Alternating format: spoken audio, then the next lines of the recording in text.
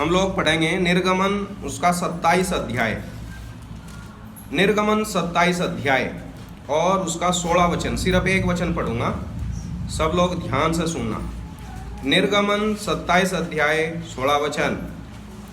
आंगन के द्वार के लिए एक पर्दा बनवाना जो नीले, बैंगनी और लाल रंग के कपड़े और बटी हुई सूक्ष्म सनी के कपड़े का कामदार बना हुआ 20 हाथ का हो, उसके लिए खंबे 4 और खाने भी 4 हों। प्रभु अपने वचन के ऊपर आशीष दे। मैं आपको आज जो बताने वाला हूं वो मिलाप वाले तंबू के बारे में बताने वाला हूं। कहें के बारे में? मिलाप वाला तंबू, इंग्लिश में बोलते हैं टैबरनेकल, इसे बोलते हैं एक तंबू। अब मैं अपने शब्दों में इन बातों को समझाऊंगा, आपको ध्यान से सुनना है। परमेश्वर ने अपने लोगों को बताया था कि किस तरीके से एक तंबू में परमेश्वर अपने लोगों से मिलेगा। तंबू का मतलब ये परमानेंट जगह नहीं थी, इसे लोग फोल्ड कर थे और लेके चल रहे थे। जब परमेश्वर कहता, फिर कहीं जंगल में कहता यहाँ रुक जाओ, फिर वो अपना टेंट तान लेते। तो इस तरीके से उनके खुद के घरों के भी टेंट होते थे, लेकिन परमेश्वर का जो जगह थी उसे क्या बना देते वे? तंबू बना देते। अब सब मेरी तरफ ध्यान से देखना और ध्यान से सुनना, क्योंकि मैं आपको अपने शब्दों में संक्षेप में बताने की कोशिश कर रहा हूं। तो ये 100 हाथ लंबी एक जगह होती थी जिसे आंगन बनाते थे। वो कितने हाथ लंबा होता हो? 100 हाथ। 100 हाथ इंग्लिश में लिख रखा 100 क्यूबिट। क्यूबिट का मतलब है एक क्यूबिट 1.5 फुट की होती है। तो 100 क्यूबिट कितने की होगी? चलो इसका मतलब सुन नहीं रहे, अब ध्यान से सुनना। एक क्यूबिट बराबर 1.5 फुट होता है। तो 100 क्यूबिट बराबर कितना हो गया? 150 फुट। बोलो, एक क्यूबिट बराबर 1.5 फुट, तो 100 क्यूबिट बराबर 150 फुट। तो ये जो मिलाप वाले तंबू का जो आंगन होता था वो कितना होता था? 150 फुट लंबा और 75 फुट चौड़ा। मेरे शब्दों में कहो तो करीब 1 या 1.5 बीघा जमीन। और इस टेंट को जब वो लोग लगाते थे, फिर उसके जो गेट हमने पढ़ा 75 फुट ऐसे लंबाई थी उसकी, और ये जो गेट था ये कितना था? ये 20 हाथ लंबा था। 20 हाथ लंबा का मतलब 20 क्यूबिट। 20 क्यूबिट का मतलब 30 फुट। आपने कभी 30 फुट लंबा गेट देखा? कभी हमने अपना भवन का गेट बनाया तो अभी वो 12 फुट का सिर्फ। 30 फुट मेन गेट। कितना फुट था वो? 30 फुट। ये इस बात को प्रदर्शित करता है कि इतना बड़ा गेट होने का क्या मतलब? बड़ा गेट होने का मतलब है, यीशु मसीह ने कहा यूहन्ना 10 अध्याय के 9 वचन में, द्वार मैं हूं। बोलो, क्या कहा यीशु मसीह ने? द्वार मैं हूं। तो बड़ा गेट का क्या मतलब है? बड़े गेट का मतलब है कि प्रभु यीशु मसीह का दिल, उसके बाहें सबके लिए खुली हुई है कि मेरे पास आ जाओ। प्रभु यीशु मसीह ने कहा है, सब थके मांदे बोझ से दबे लोगों मेरे पास आ जाओ। क्यों आ जाओ? गेट बड़ा है। कोई भी आ जाओ, कोई काला आ जाओ, गोरा आ जाओ, अनपढ़ आ जाओ, पढ़ा लिखा आ जाओ, अमीर आ जाओ, गरीब आ जाओ, सब आ जाओ। तो ये बड़ा गेट था। कितना लिख रखा है? कितना आंगन का द्वार कितना है? हाँ, और इसमें तीन रंग के पर्दे थे उस गेट में। देखो, गेट का मतलब ऐसा नहीं कि वो ऐसे खुलता होगा, वो तो कन्नाक लगी हुई थी, पर्दे लगे हुए थे और कुछ नहीं था। तो ये 3 पर्दे लगने थे फ्रंट में। पहला पर्दा कौन से रंग का? सब ध्यान से सुनो। यहां लिख रखा कि नीले रंग का, बैंगनी रंग का, लाल रंग का। बोलो, कौन कौन से रंग? नीला रंग, बैंगनी रंग, लाल रंग। कितने रंग थे? 3 रंग। ये 3 रंग किस चीज को दिखाते हैं? 3 रंग 3 करैक्टर को दिखाते हैं। नीला रंग किस चीज को दिखाता है? स्वर्गीय रंग। बैंगनी रंग किस चीज को दिखाता है? ये रॉयलिटी को दिखाता है, शाही रंग। और लाल रंग किस चीज को दिखाता है? बलिदान का रंग। यीशु मसीह के अंदर वो तीनों रंग की खूबियां। यीशु मसीह स्वर्गीय है, यीशु मसीह वो राजा है, और यीशु मसीह वो बलिदान हुआ।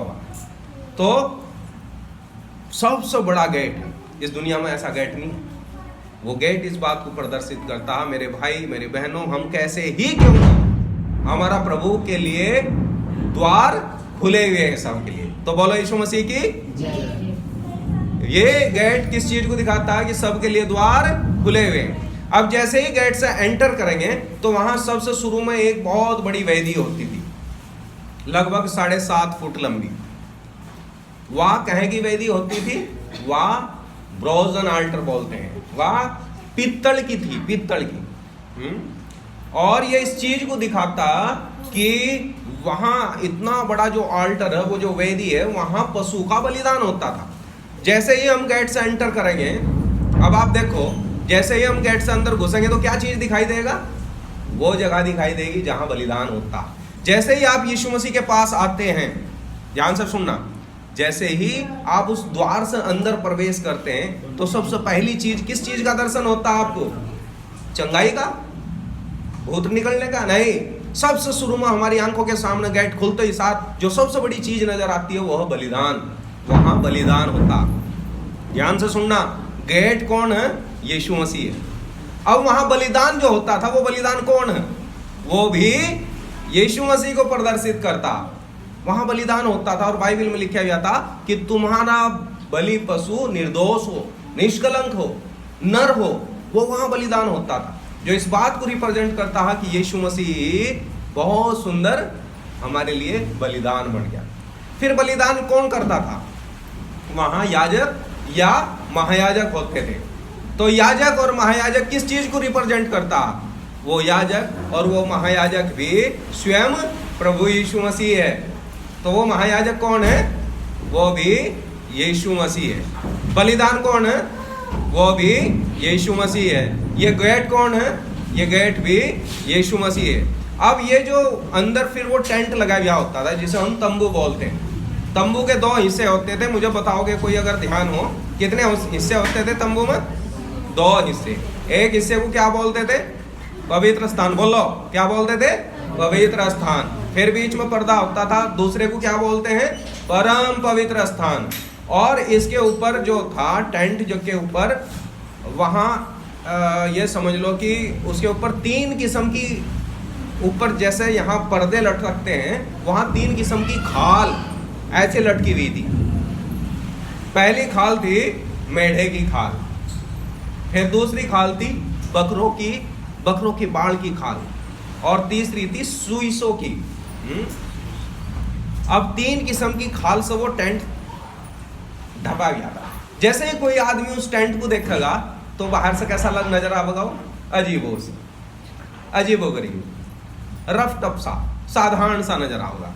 बाहर से अगर टेंट को देखेंगे तो अगर आपको मौका मिल जाए तो और आप देखोगे तो बाहर से देखोगे, अरे बाप रे ये कैसा टेंट है। बाहर से उसका कोई रूप रंग नहीं था, कोई ज्यादा अट्रैक्टिव नहीं था। यह इस चीज को दिखाता कि प्रभु यीशु मसीह जब इस दुनिया के अंदर आया तो उसके अंदर कोई विशेष आकर्षण नहीं था। लोग उसे क्या बोलते थे? ये तो पेटू है। कुछ लोग बोलते थे अरे इसके चेले तो हाथ भी नहीं धोते खाना खाने से पहले। कुछ लोग बोलते थे अरे इसके लोग तो उपवास भी नहीं करते। कुछ लोग बोलते थे ये तो पेटू है, ये तो खाने का काम है। कुछ लोग बोलते थे ये तो बालजबूब की सहायता से, शैतान की सहायता से दुष्ट आत्मा निकालता। यीशु मसीह के लोग कोई कुछ कहता और कोई कुछ कहता था। लेकिन अगर आप उस टेंट के अंदर जाओगे तो वहां की सुंदरता कैसी थी? हर चीज कहेगी थी, किसी का ध्यान बोलो, सोने की। कहेगी थी चौखे सोने की। बाहर से कुछ नजर नहीं आ रहा, बाहर से वो कोई आकर्षण नहीं है, लेकिन अंदर उसके अंदर सिर्फ सोना नजर आ रहा है। वो कितना कीमती है। तो चलो अब वहीं आ जाएंगे। अब आप उस आंगन में घुस रहे हो तो सबसे शुरू में गेट से घुसोगे। गेट कितने रंग का है? 3 रंग। पर्दे हमें 3 रंग के, सूक्ष्म श्रेणी के। फिर जैसे आप गेट से अंदर जाओगे तो सबसे शुरू में क्या चीज दिखाई देगी? क्या चीज दिखाई देगी? चलो आप ध्यान यहाँ रखो, मुझे लगा इधर उधर ध्यान जा रहा है, मैं जल्दी खत्म करूंगा। तो सबसे शुरू में वहां चीज दिखाई देगी, वो बलिदान वाली जगह। फिर उसके बाद जब आगे जाओगे आप तो एक और वहां होती लगी हुई, उसमें पानी भरा गया होगा। तो आदमी जैसे ही वो भवन में जाएगा बिना बलिदान के नहीं जा सकता उस जगह। बलिदान होना जरूरी है, उसका लहू छिड़के जाना जरूरी है। जैसे हम यीशु के पास आते हैं, हम उसके क्या चीज को विश्वास करते हैं? महान बलिदान के ऊपर। फिर जब हम थोड़ा और आगे बढ़ते हैं तो वहाँ पानी रखा गया। पानी इस चीज को प्रदर्शित करता है कि हमारी जिंदगी में, रोजमर्रा की जिंदगी में हमसे कहीं ना कहीं कोई भूल चूक होती है और हमें क्या करने की जरूरत है? अपने आप को शुद्ध करने की जरूरत है, हाथ पैर धोने की जरूरत है, और तो और नहाने की जरूरत है। ये इस बात को दिखाता कि हम लोगों को शुद्धता की जरूरत है। और कैसे शुद्ध होंगे? कोई बताओ, ये पानी क्या चीज को रिप्रेजेंट करता? बाइबल में लिख रखा है इफिसियों 5 अध्याय के 26 वचन में, और उसने कलीसिया को उस जल के स्नान से, परमेश्वर के वचन से शुद्ध करके पवित्र बनाया। आपको और मुझे प्रभु कैसे धोता है? अपने वचन से साफ करता, हमारी हैबिट्स को, हमारी आदतों को, हमारे जीवनों को सुधारता। अब आपको मैं बताना चाहता हूं कि ये जो टेंट था, इस टेंट को बनाने के लिए देखो कहीं एक चीज की जरूरत होगी। अब आप मेरे साथ निकालिए, पढ़ो आप 26 अध्याय, निर्गमन 26 अध्याय, निर्गमन 26 अध्याय,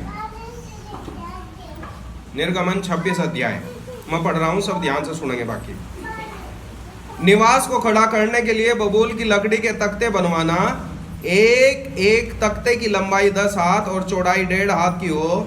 एक एक तख्ते में एक दूसरे से जुड़ी हुई 2 चूल्हे हों। निवास के सब तख्तों को इसी भांति से बनवाना। और 21 वचन भी पढ़ लेंगे। और उनके लिए चांदी की 40 कुर्सियां बनवाना। ये कुर्सियां शब्द लिख रखा है, लेकिन इंग्लिश में सॉकेट है, 40 सॉकेट। अब आप ध्यान से सुनो, समझ में आ जाएगा, अगर नहीं तो आने का नहीं। जब वो टेंट खड़ा करना था तो बबूल की लकड़ी के तख्ते लेने थे, जो 1.5 फुट तो लंबा था, 1.5 फुट तो ऐसे चौड़ा था, और उसकी लंबाई कितनी थी? लगभग 30 फुट। कितना लिखा गया? बाइबल में लिख रखा, एक एक तख्ते की लंबाई और चौड़ाई यहाँ उसने लिख रखी। लंबाई 10 हाथ की थी और चौड़ाई 1.5 हाथ की। तो 10 हाथ की का मतलब 15 फुट लंबे थे और 1.5 फुट चौड़े थे। और ऐसे ऐसे 20 तख्ते एक साइड में लगाने थे और 20 तख्ते एक साइड में लगाने थे, ठीक है। और उन तख्तों को, उनके नीचे, एक तख्ते के नीचे 2 कुर्सी चांदी की सॉकेट, आप समझ लो, 2 चांदी के ऐसे ऐसे बड़े बड़े चांदी के में थे, उनके ऊपर तख्ता टिका गया था। और वे तख्ते आपस में क्या थे? जुड़े हुए। ये इस बात को दिखाता, हम प्रभु के लोग, हम आपस में मिलकर गठ कर रहना। कैसा अद्भुत तरीके से वो तख्ते जुड़े हुए थे, कोई उस वाले पेड्डे का, कोई उस वाले पेड्डे का, कोई उस वाले पेड्डे का, और सारे पेड्डों के तख्ते आपस में मिले हुए। हम सब भाई बहन, हम लोग क्या, हम अलग अलग गांव, अलग अलग स्वभाव, अलग अलग रूप रंग, अलग अलग बैकग्राउंड के लोग हैं, लेकिन प्रभु ने हमें क्या कर दिया? मसीह में जोड़ दिया।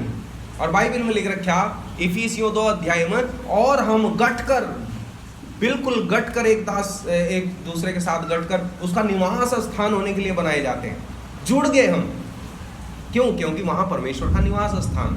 मेरे भाई बहनों, जब ये तंबू को लेकर चलते थे तो बादल ठहर जाता था उसके ऊपर। ये इस चीज को दिखाता है कि परमेश्वर की उपस्थिति है, परमेश्वर बात करता था अपने तंबू में से।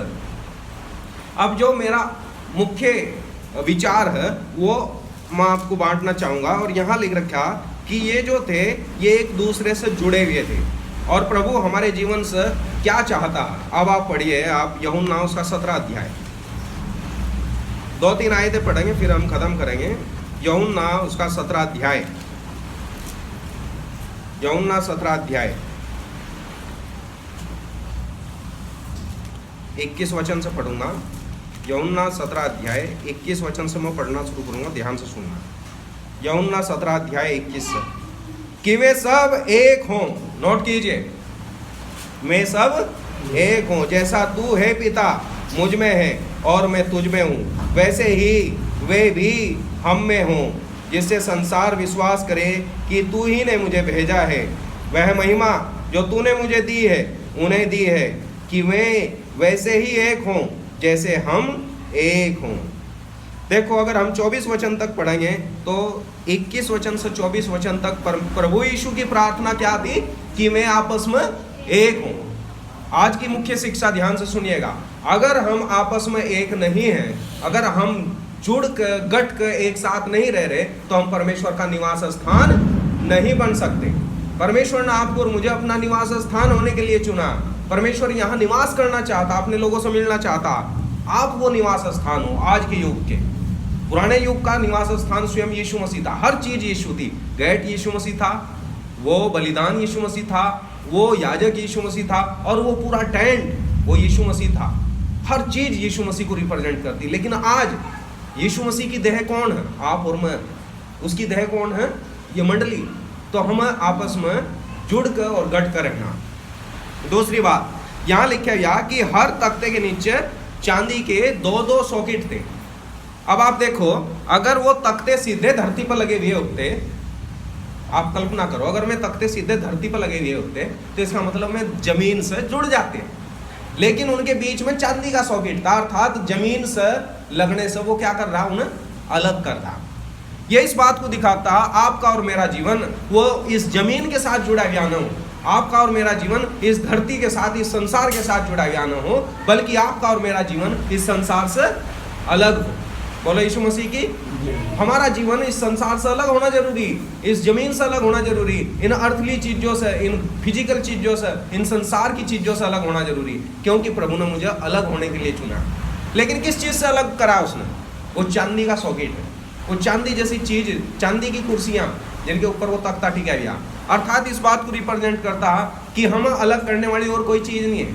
ये छुटकारा, चांदी किस चीज को दिखाती है? महान छुटकारे को। हमारा छुटकारा जो है वो इस चीज को रिप्रेजेंट करता है कि हमारा जीवन और संसार के जीवन से हमें क्या करना है? अलग रहना। अब मैं आपको बताना चाहता हूं कि ये जो तंबू था, ये तंबू एक अद्भुत तंबू था। यहाँ परमेश्वर अपने लोगों के साथ बात करता था और मिलता था। आज के युग में ये तंबू आपका और मेरा जीवन और ये मंडली का जीवन, मुझे और आपको कैसा रहना। अगर आप उसका जो कंपाउंड को देखोगे तो 150 फुट लंबी वो कन्नात होती थी और सफ़ेद रंग की थी, वो सारी सफ़ेद। दूर से लोगों के अंदर एक आता था, अरे ये सफ़ेद धार्मिकता वो दिखाता। लेकिन हमारी धार्मिकता हमारे कर्मों से नहीं, क्योंकि वो बताते हैं बहुत ऊंची थी वो, हम कूद के अंदर नहीं जा सकते थे। अर्थात हम परमेश्वर के किसी भी नियम और कानून को मानकर बिना मानने नहीं जा सकते थे। अर्थात हम कानून ने हमें परमेश्वर से अलग कर दिया था, लॉज ने। सिर्फ कहाँ से जा सकते थे? सिर्फ द्वार से जा सकते थे। और द्वार कितना बड़ा था? बहुत बड़ा था। वो द्वार कौन है? यीशु मसीह। और जैसे ही हम उस द्वार से अंदर प्रवेश करते हैं, परमेश्वर के आंगन में जाते हैं, तो सबसे पहली चीज क्या दिखाई देती है? बलिदान। वो वेदी जहाँ बलिदान होता था, उस बलिदान के पशु को वहाँ बांध कर उसे बलिदान किया जाता, होम बलि चढ़ाई जाती थी। ये सबसे शुरू में हमारे जीवन में सबसे शुरू में यीशु मसीह का बलिदान दिखाई देना चाहिए। फिर दूसरे नंबर पर क्या चीज़ दिखाई देता था? वहाँ एक पानी का भरा हुआ एक बहुत बड़ा हौज होती थी। वह हौज भी पीतल की थी। वो पीतल उस जमाने में स्त्रियां अपने मुंह देखने के लिए काम करते थे। अर्थात वो कहाँ से आया था पीतल? वो पीतल आया था उन औरतों ने वो ऑफर करा था, लो जी मैं इस शिष्य को आपको दे दी। उससे साफ करके उसमें मुंह देखती थी वो औरतें, लेकिन उन्होंने वो प्रभु के काम के लिए दे दिया और वो शुद्धता के लिए। ये चीज़ दिखाती है कि प्रभु का वचन प्रभु ने हमें दिया है कि हम अपने आप को शुद्ध करें। और जैसे आप अंदर प्रवेश करते हैं, ये तो हमने बाहर का देखा है, जैसे आप अंदर प्रवेश करते हैं तो अंदर परमेश्वर की महिमा थी, अंदर परमेश्वर की खूबसूरती थी। बाहर से तो वो साधारण सा नजर आ रहा था, लेकिन अंदर तो वो महिमित था। वहाँ तो परमेश्वर का निवास था, वहाँ परमेश्वर अपने लोगों से बातें करता था। और वहाँ क्या चीज़ थी? सबसे शुरू में जब अंदर जाते थे तो सबसे शुरू में वहाँ एक मेज थी और उस मेज के ऊपर क्या थी? 12 रोटियाँ। ये किस चीज़ को दिखाती हैं? ये इस चीज़ को दिखाती हैं, वो आज रोटी रखी, कल को दूसरी रख देंगे, उसे खा लेंगे आज, फिर परसों को तीसरी रख देंगे, उसे खा लेंगे। ये 12 रोटी हर टाइम वहाँ रखी रहती थी। ये इस चीज़ को दिखाती है कि परमेश्वर ही हमारी आत्मा का ख्याल रखता, हमारी आत्मा की भूख परमेश्वर ही मिटाता। और वो रोटी और कोई नहीं है, यीशु मसीह है। वो रोटी भी कौन है? यीशु मसीह है। फिर वहीं क्या था? वहाँ दीवट थी और दीवट से उस पूरे, आप सपोज करो ऐसा अंधेरा हो जा, वहाँ लाइट तो है नहीं थी, कोई बिजली तो थी नहीं, तो कहीं से रोशनी रहती थी और वो तो बिल्कुल तंबू बिल्कुल डार्क था, ढपा गया था। तो वो जो दीवट थी उससे क्या रहती थी, वहां रोशनी रहती थी। निवास के अंदर रोशनी यीशु मसीह के द्वारा, वो रोशनी भी कौन है बोलो, यीशु मसीह है। बाइबल में लिख रखा है, यीशु मसीह ने कहा जगत की ज्योति मैं हूँ। लेकिन आज के युग में कौन है वो ज्योति? आज के युग में आप और मैं हूँ। प्रभु यीशु मसीह ने कहा कि तुम जगत की ज्योति हो। उस निवास के अंदर दीवट थी, और फिर और क्या चीज थी, फिर वहां पर्दा था, और पर्दे के पास में एक बोलते हैं उसे धूप की वेदी थी। धूप, उसमें से धुआं उड़ता था, बहुत महकदार धुआं। वो भी यीशु मसीह के जीवन को प्रदर्शित करता। कैसा उसका जीवन आपके और मेरे लिए होम बलि और धूप सुगंधित द्रव्य बन गया। प्रभु की स्तुति हो। फिर पर्दा था, और पर्दे के पिछली तरफ पर्दा भी 3 रंग का था। ध्यान से सुनिए, पर्दा भी नीले रंग का, बैंगनी रंग का और लाल रंग का। और फिर पर्दे के पिछली तरफ वाचा का संदूक था, और वाचा के संदूक के ऊपर एक साक्षी पत्र था, और वहां 2 सरूबीम, 2 ऐसे सरूबीम थे जिनकी निगाहें वहां ऐसे लगी रहती थी नीचे की तरफ। वहां लहू लगाया गया, हाँ वहां लहू टिका गया था उस मर्सी सीट पर। अर्थात वो सरूबीम जो आदम के जमाने में आपको ध्यान हो, जब परमेश्वर ने आदम को निकाल दिया था तो वहां ज्वाला में तलवार लिए हुए स्वर्गदूतों को तैयार कर दिया था कि अब अंदर नहीं जाने देने के। वो सरूबीम इस बात को दिखाते हैं कि पापी आदमी का परमेश्वर के पास आना वर्जित है। लेकिन जब वो उस लहू को देखता है, यीशु मसीह के लहू को देखता है, तो वो उसकी आंखें नीचे लगी रहती हैं, और उस लहू को देख कर वो ताज्जुब करते हैं, कैसा ये लहू है जो एक पापी को संत बना सकता। इंग्लिश में बोलते हैं सिनर टू सेंट। वो पापी से कैसे संत में परिवर्तित कर सकता, कैसा अद्भुत लहू जो एक बिल्कुल दुष्ट आदमी को पवित्र आदमी बना सकता, जो कैसे एक साधारण आदमी को असाधारण आदमी बना सकता। आज प्रभु हमारे जीवनों से बात करना चाह रहा। आज इस संसार के अंदर परमेश्वर ने वो निवास स्थान रख रखा, वो मिलाप वाला तंबू रख रखा, और वो मिलाप वाला तंबू आपका और मेरा जीवन है। प्रभु सहायता करें कि हम जिस महान मकसद से परमेश्वर ने हमें रखा, वो मकसद हम दुनिया को दे सकें। दुनिया की जरूरत है, पापी लोगों को जरूरत है कि वो उस द्वार से होकर प्रवेश करें, और वो द्वार यीशु मसीह है। आइए प्रभु अपने वचन को आशीष दे, हम प्रार्थना करेंगे।